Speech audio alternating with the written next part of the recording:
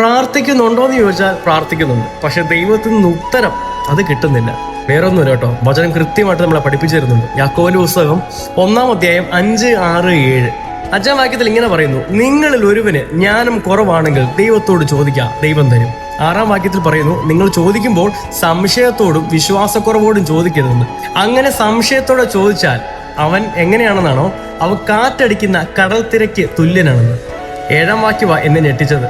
അങ്ങനെ സംശയത്തോടെ ചോദിച്ചാൽ ആ മനുഷ്യൻ ദൈവത്തിൽ നിന്ന് എന്തെങ്കിലും കിട്ടുമെന്ന് നിരൂപിക്കുകയേ ചെയ്യരുത്. ഏതാണ്ട് ഇതൊക്കെ തന്നെയാണ് നമ്മളും കാണിക്കുന്നത്. പ്രാർത്ഥിക്കാൻ ഇരിക്കുമ്പോൾ ഭയങ്കര വിശ്വാസവും പ്രത്യാശയും, പക്ഷേ പ്രാർത്ഥനയിൽ നിന്ന് എഴുന്നേൽക്കുമ്പോൾ നമ്മൾ പിന്നെയും ചോദിക്കും എന്തുവാന്നുള്ളത്.